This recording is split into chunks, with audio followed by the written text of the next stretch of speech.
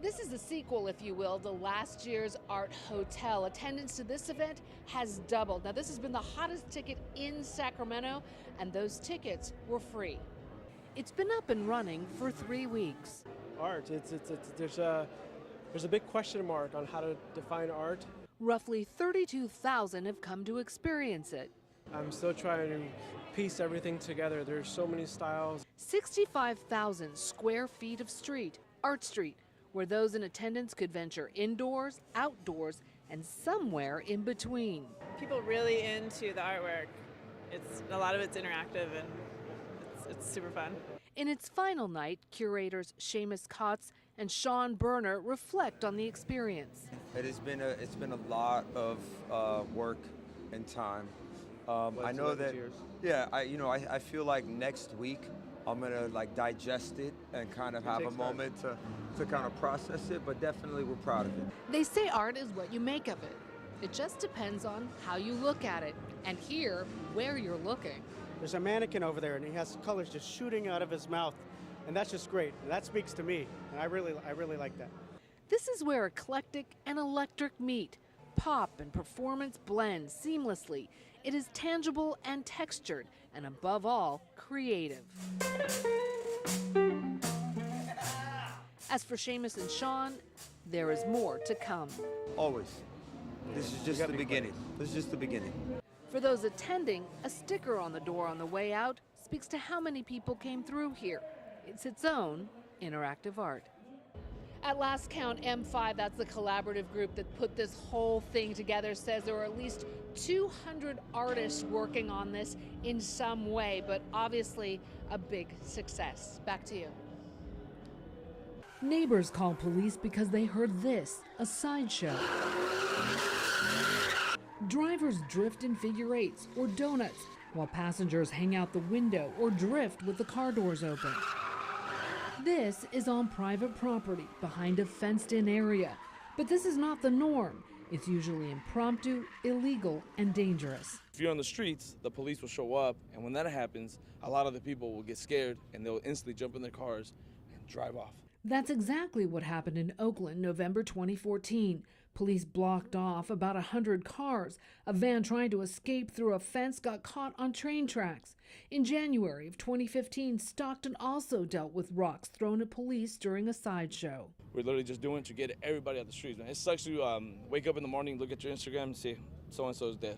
Here at Evans Towing Yard in Rio Linda, a group is trying something new. They are hosting a legal and safer event. So this right here will be a controlled environment. We know who's going to go inside the pit at what time. This is a car culture that has been experiencing fines in the thousands, not to mention impounded vehicles. We had 2 officers come in, amazing people. They were understanding. We understand them. We respect each other, and they let us, do what we do. But angry neighbors presented a roadblock of their own, unhappy with the noise and traffic. I know some of the neighbors quite upset. I know some of my family was upset, but I said let them have their fun. They're not in the street, leave them alone. Organizers of the event say they will do more to work with neighbors in the future to perhaps steer clear of any problems. They want to be able to do this again.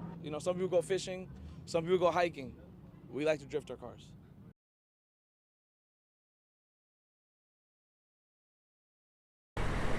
It took just days for the rushing water to collapse the spillway on America's largest dam.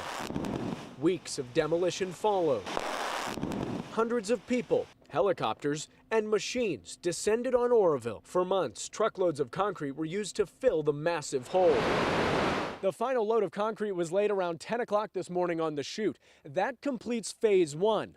Phase 2 will take until 2019. That work includes applying joint sealant and finishing drain lines. The project manager saying today that the spillway in its current condition could withstand a release of 100,000 cubic feet of water per second.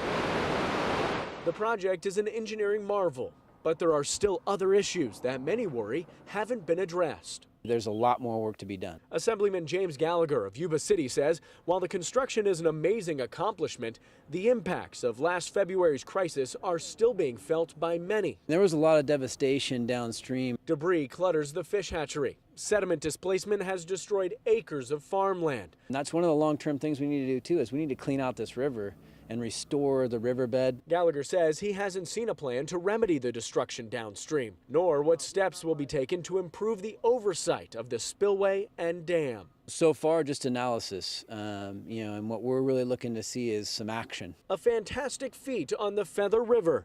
Now, tough questions loom for people living below the earth wall, holding up water in their backyard. Yeah, that's right, Sam. We're here at 49er Truck Stop in Sacramento. Thousands of trucks come through here. Drivers rest up before they head out. They're all impacted by this new report. Some of the folks we spoke to say it may be too little, too late. At National Truck Driving School in Sacramento, students learn the basics of driving semi-trucks. We just do the basic training just to train them good enough to pass the test. Kashmir Tandy has been graduating students for the past 10 years, but now more security training may be part of that basic protocol. They have to come over here. Like many others, Tandy got an email this morning about the TSA wanting those in the trucking industry to be more vigilant.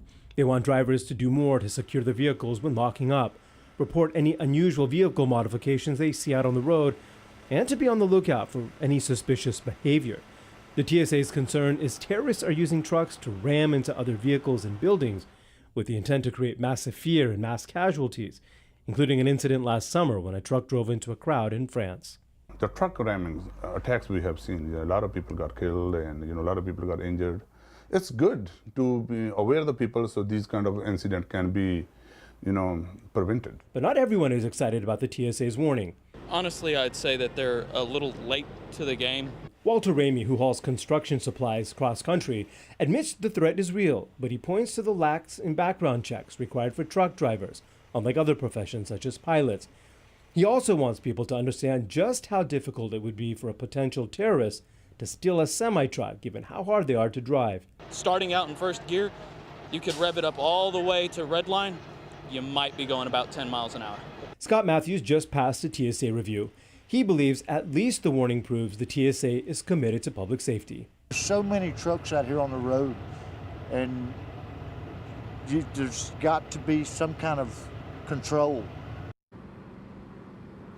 Now, this report has been issued to police departments across the country as well as private companies that are working with Homeland Security. Now, Sam and Adrian, it's interesting to note, even though the report came out a few days ago, the TSA has actually been visiting truck rental companies like U-Haul going back to late last year. Okay.